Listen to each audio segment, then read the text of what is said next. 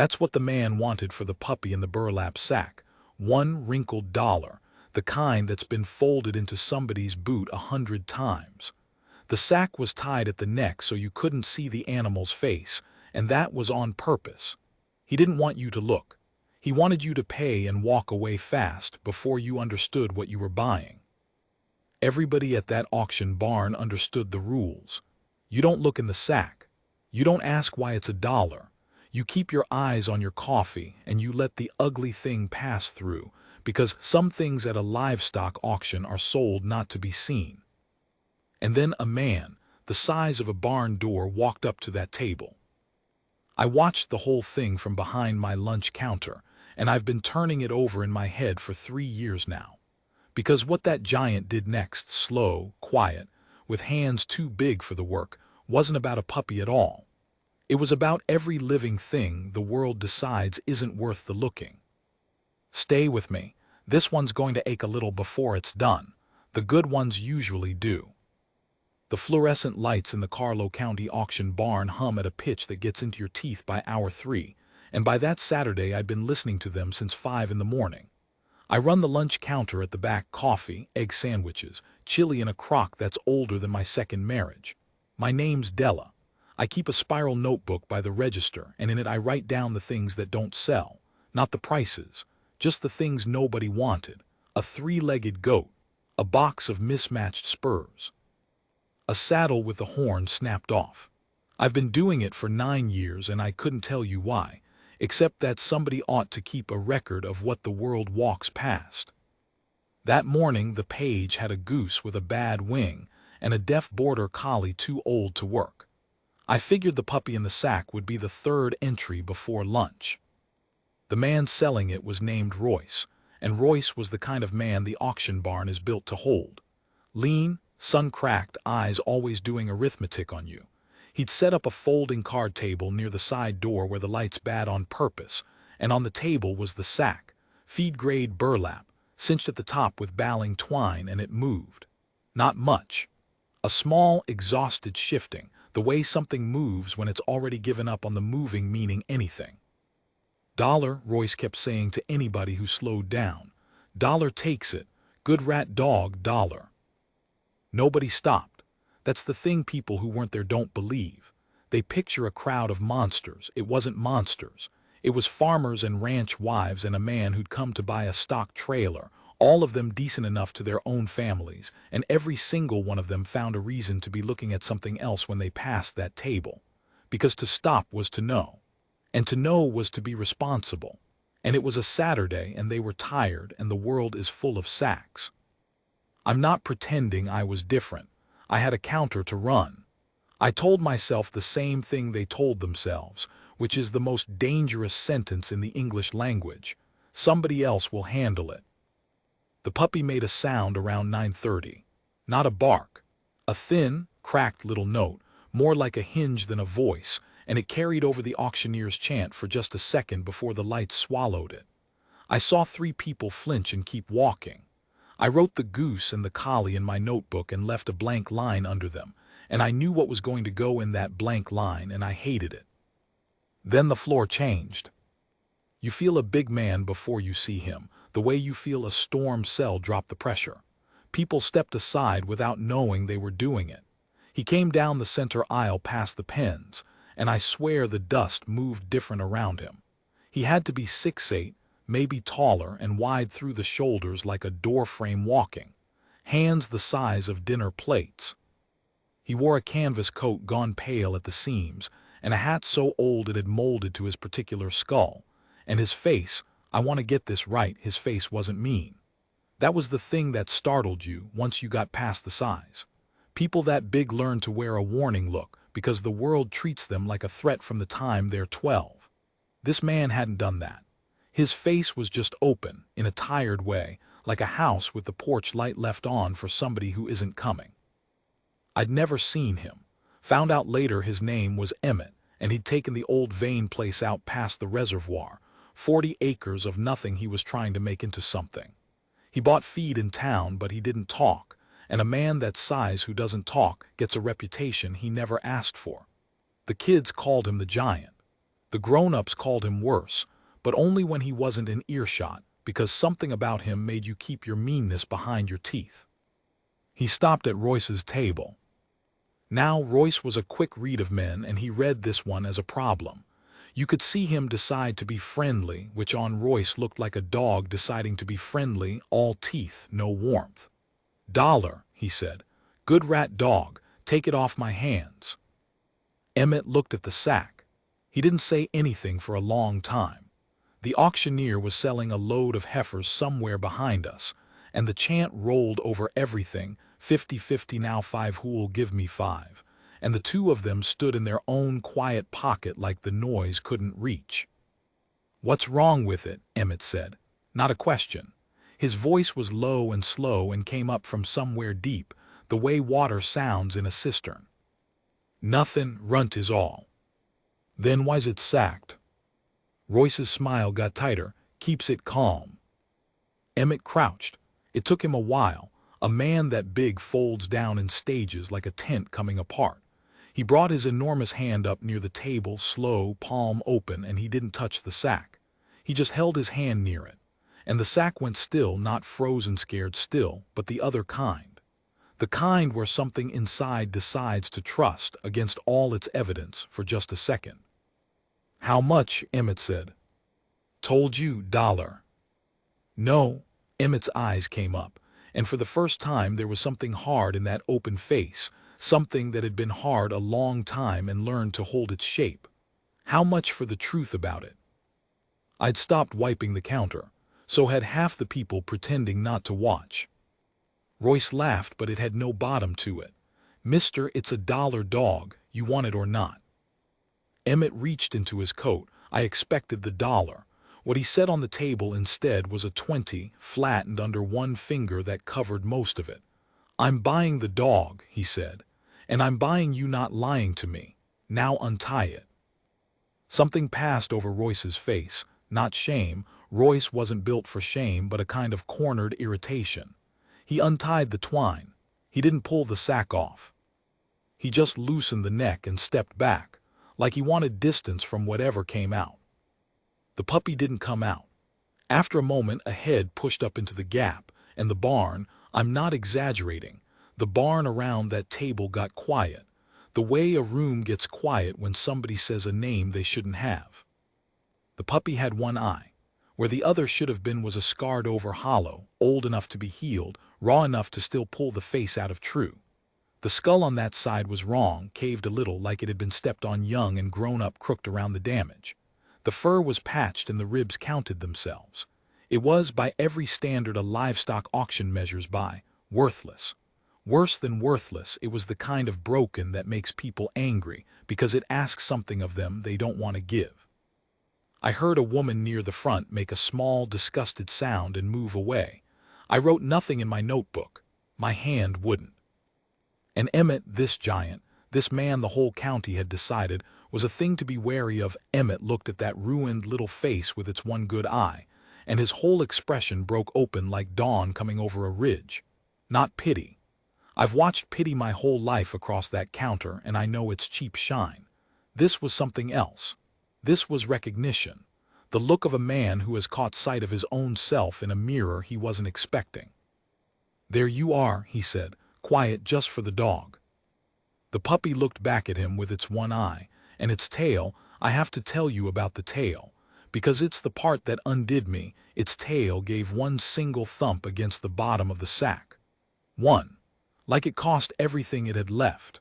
Like it had been waiting its whole short, hard life for one person to look directly at the worst of it and not turn away. Royce cleared his throat. "So, 20 then." "No," Emmett said, and he scooped the whole sack up, dog and all, gentle as you'd lift a sleeping child, and tucked it against the broad, warm wall of his chest. "$1. You said $1. I'm not paying extra for a man to tell the truth he should have told for free." He set one single dollar on the table, picked up his 20, and turned to go. And the puppy, pressed against him, shut its one eye, not from fear, from the bone-deep relief of being held by something that wasn't going to drop it. I should have gone back to my counter. Instead, I came around the end of it, wiping my hands on my apron for no reason, and I said the only thing I could think to say, which was, "She got a name." Emmett stopped. He looked down at the dog, then at me, and something in him seemed surprised that a stranger had spoken to him like a person. "Don't know yet," he said. "Have to ask her what she's been through first. Name ought to fit the life, not the other way around." Then he walked out into the white September light, ducking under the door he was too tall for, and I stood there in the humming barn with my notebook full of unwanted things and a blank line under the deaf collie that I never did fill in. I didn't write the puppy down. For the first time in 9 years, something that should have gone in that book didn't, because it hadn't been left behind. And I remember thinking, standing there, an apron full of grease and a marriage gone sideways, and 51 years of watching the world walk past sacks, I remember thinking that I'd just seen the only kind of miracle I still believed in. The small kind. The kind that costs $1 and a man willing to look. What I didn't know yet, what took me the rest of that autumn to learn, was why a man like Emmett could see what the rest of us refused to. I figured a soft heart. I figured wrong. It wasn't softness that made him look in the sack. It was that somebody, once a long time ago, had refused to look in his. But that's the next part, and I've got coffee to pour, and you've got a minute to sit with the picture of a giant carrying a one-eyed dollar dog out into the light. Sit with it. We'll get to the rest. He started coming to the lunch counter. Not every week, but the second Saturday after, the door darkened and there he was, the dog riding inside his coat with its one eye blinking out the gap between two buttons.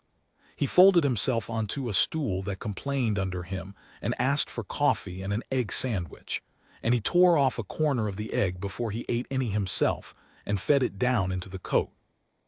I watched the dollar dog take it off his fingertips, delicate, like it had decided his hand was the safest place in the world and meant to keep it that way. "She's eating," I said. It wasn't a question. "Some." He had a way of answering that left room around the words. "Got a vet out. Old fella Doc Prout, he says the eye's an old wound. Year, maybe more. Says somebody did it and then kept her anyway, which is the part he can't square." He looked at the coffee instead of me. "I can square it." I waited. With big quiet men you learn to leave the door open and not crowd it. "People keep a broke thing around to remind themselves they're better than something," he said. "Easier to feel tall standing next to what you stepped on." A pause. "Then it stops being useful even for that and they put it in a sack." I refilled his cup he hadn't touched. Outside the heifers were bawling in the holding pens and the auctioneer was warming up his throat. And inside our little pocket of grease-warm air, this enormous man was telling me something about himself sideways, the only way some people can. "You named her yet?" I asked. "Pim," he said and almost smiled. "Short for nothing. She came up out of the sack making this Pim little noise, hardly there, suits her. She don't take up much room, doesn't know she's allowed to yet. Pim." I wrote it on a napkin, I don't know why, and tucked it under the register where my notebook of unwanted things lived, like I was starting a second book. A book of things that got found. It came out slow over that autumn, his story, in corners of egg sandwiches and the long pauses between. I'm going to give it to you straight through, but understand it never came to me straight. It came in pieces I had to carry home and fit together by lamplight, the way you'd reassemble something dropped. Emmett had been a big child in a small house, and the house had a man in it who didn't like being made to feel small by his own son's shadow. I'll spare you the worst of it. He didn't tell me the worst of it either. He told me the edges and trusted me to know the shape of the middle. There was a cellar. There was a thing about how a boy that size eats too much, costs too much, takes up too much, and how you can be made to feel like a burden for the simple crime of being larger than the love available to hold you. He'd grown up understanding himself as something that should be smaller than it was, something the world would prefer in a sack. "I was 13 when I got bigger than him," Emmett said. One gray Saturday with the rain coming sideways off the reservoir, Thought it'd fix things. You think being big'll protect you. He turned the cup in his enormous hands. It doesn't, it just changes what people are scared of. Went from scared of him to everybody scared of me, and not a day in between where anybody just looked, saw what was actually in there. He said it without drama. That was the worst of it, how flat he said it. 40-some years, Della, you'd think one person. I thought about all the people in that barn who'd called him the giant and crossed to the other aisle. I thought about how I'd been a little afraid of him myself, that first day, before I watched him fold down to a card table for a dollar dog. And I felt ashamed in a way I hadn't in a long time, because I run a counter and I pride myself on seeing people, and I'd done to him exactly what the county had done. I'd seen the size and stopped looking. "That's why you opened the sack," I said. He didn't answer right away. Pim shifted in his coat and pushed her crooked head up against his jaw, and he let her, and the great careful tenderness of how he let her told me more than any answer. "I knew what was in it before he untied it," Emmett said finally. "You always know. When something's been put away because looking at it makes people feel things they'd rather not feel, you know. I've in the thing in the sack. You don't forget the inside of it." He looked at me then, dead on, and his one open, tired face was steady. Everybody at that table saw a broke dog and felt better about their own selves for not being broke. He stopped. I saw somebody waiting to find out if the whole world was Royce. If there was anybody in it who'd look at the worst part first and stay. I had to go wipe a clean part of the counter for a while after that.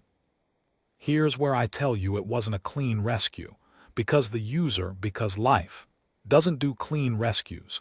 And I won't lie to you to make it sit easier. Pim got worse before she got better.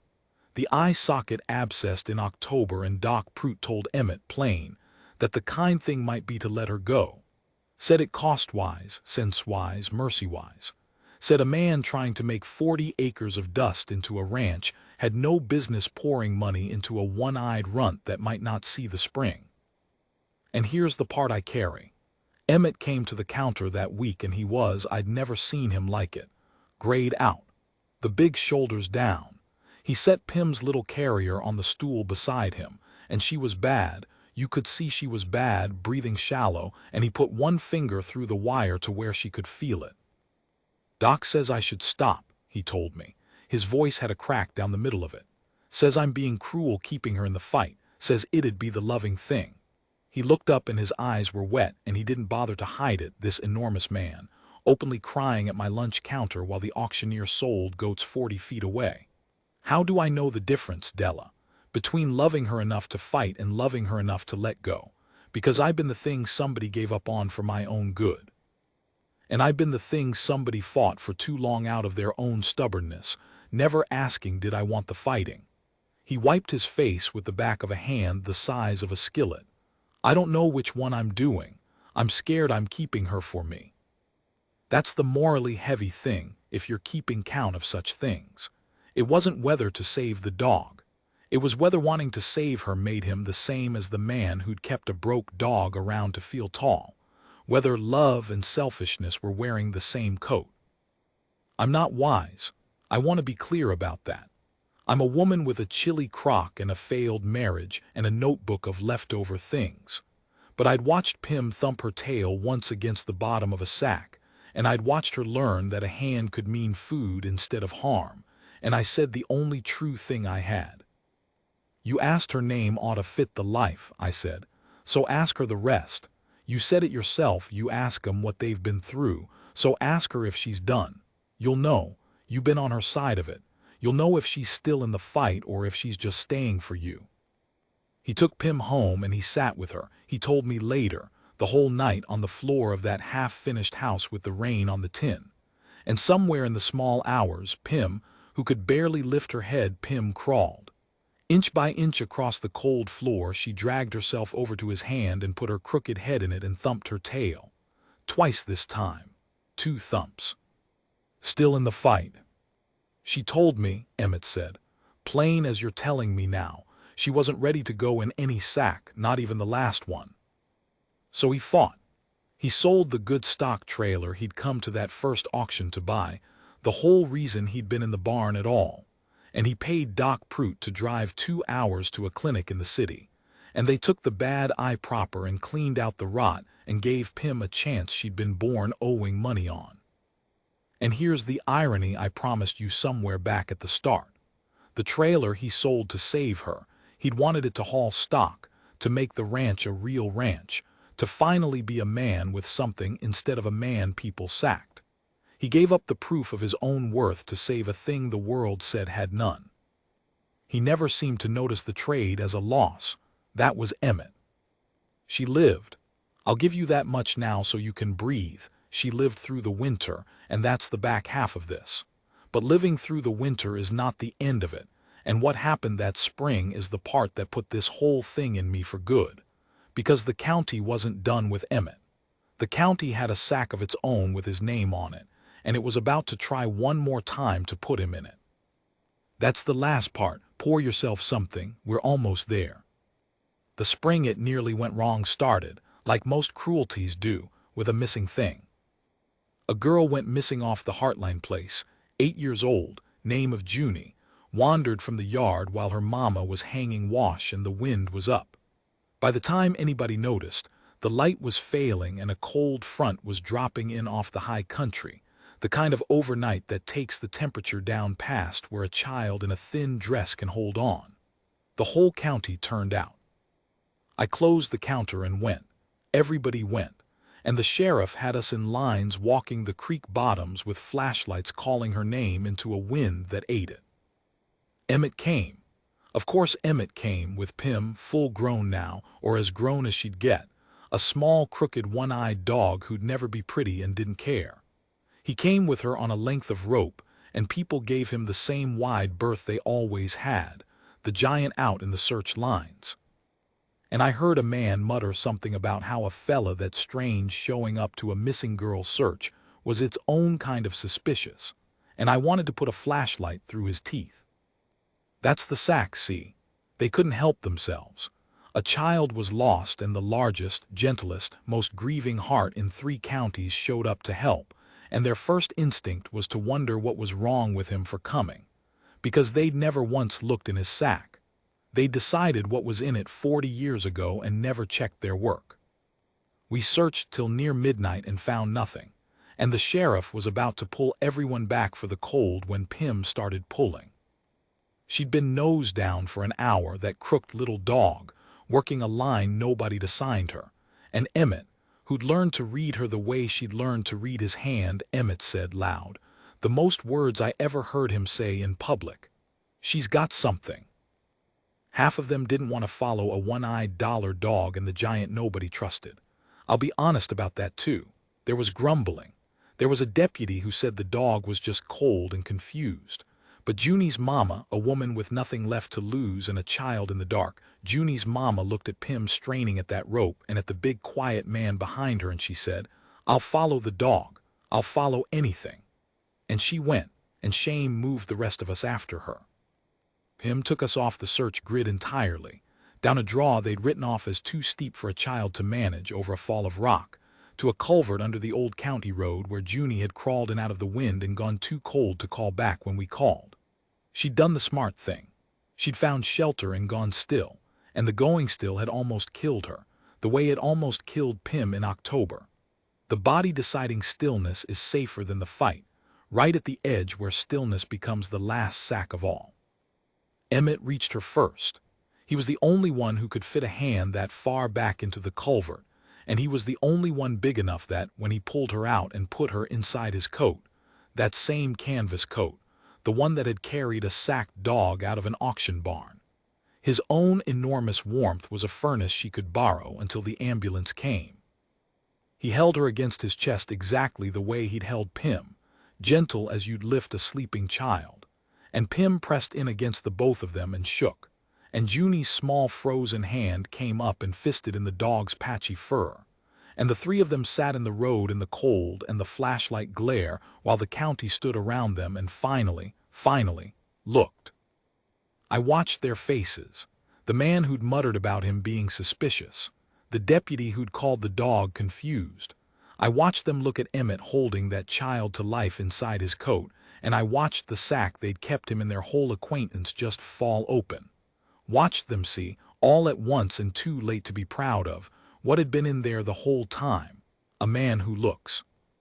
A man who, when everybody else's flashlight gave up, kept his own porch light on for somebody who wasn't coming.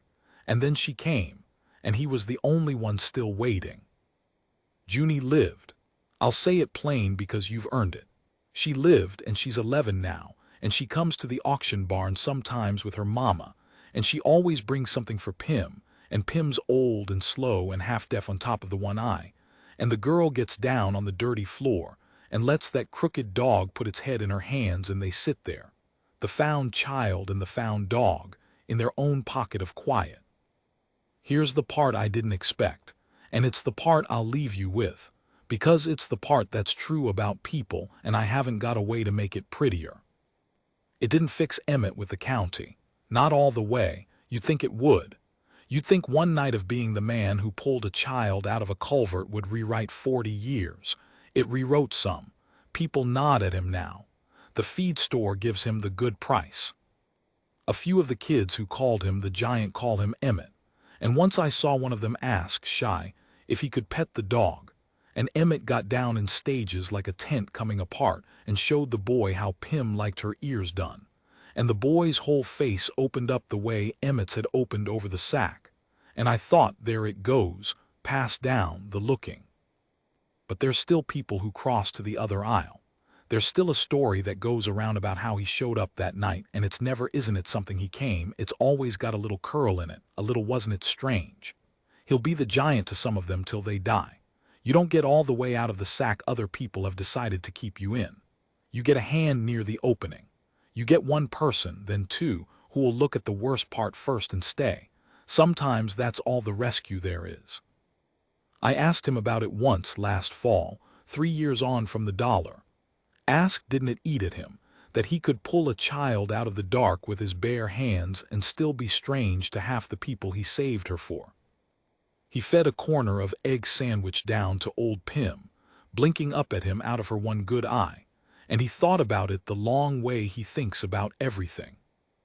I didn't open that sack to change their minds about me, he said. I opened it because she was in there waiting to find out if the world was all Royce.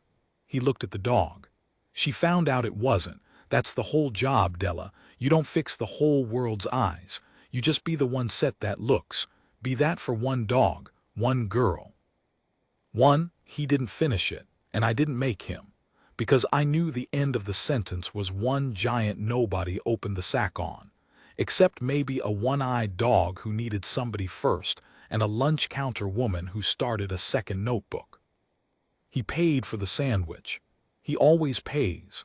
He set down $1 more than he owes every single time, and I've never once been able to make him take it back, and I've stopped trying because I finally understand what the extra $1 is.